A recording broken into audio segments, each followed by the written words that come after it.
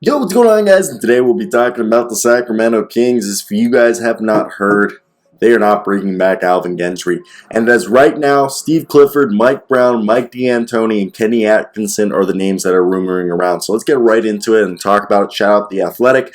And like and subscribe. Let me hear your comments down below. I try to respond to all of them. The Sacramento Kings have informed Alvin Gentry will not be brought back as the head coach for the final year of his deal. Gentry was elevated to the head coaching role after they fired Luke Walton on November 21st and was told of the decision during a meeting with team officials on Monday. The front office is headed by second-year general manager Monty McNair and assistant general manager Wes Wilcox, with Hall of Famer Joe Dumars, who played for the Pistons, continuing to be extremely influential in his role as the team's chief strategy officer under owner Vivek Randiyev. Hopefully I said that correctly. And now with the Kings 30-52, having missed the playoffs and the play-in for a league record 16 seasons consecutively, the franchise that has had 12 coaches since firing Rick Altman in the 2006 season will be on the lookout for a new coach. McNair, the former Houston Rockets executive who was hired by the Kings in September of 2020, has never hired his own coach. He chose to retain Walton when he first joined the organization,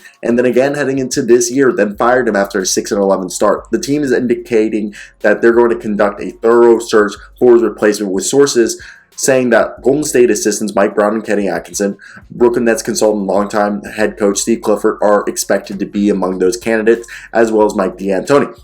Now, the move has been unofficially known for quite some time now, as Gentry's only real chance at landing the job beyond the season was lost when the Kings fell short of the league's play-in tournament. Even then, all signs point to the Kings performing a robust search to replace Walton, unless the Kings pulled off some sort of miracle playoff run, not play-in run. Then that was the only way Alvin Gentry was going to stay, kind of sort of how the Nate McMillan went with the Hawks.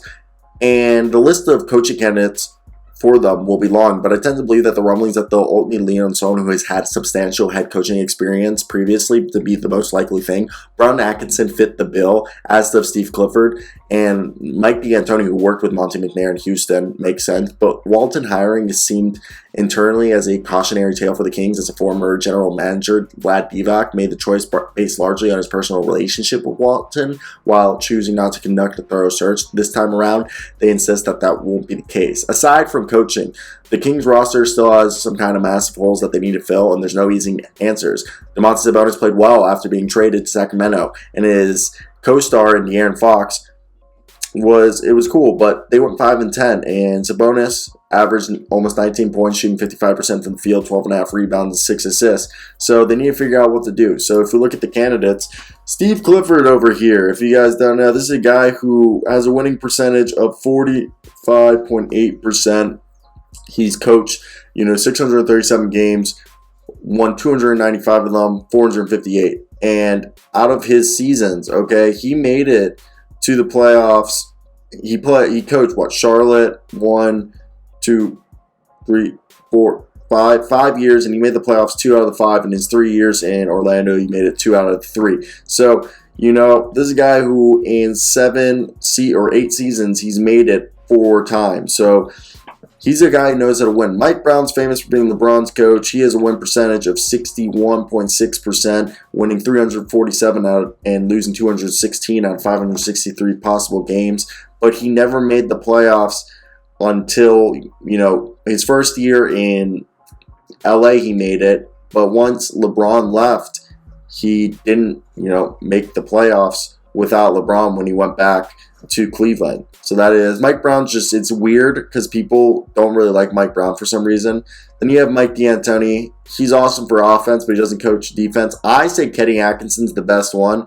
He took him to the playoffs. He rebuilt the Brooklyn Nets. Everybody forgets that all those good players who ended up coming up from the Brooklyn Nets, it was low-key because of Kenny Atkinson's coaching. I will always respect Kenny Atkinson, because what he did was, impressive.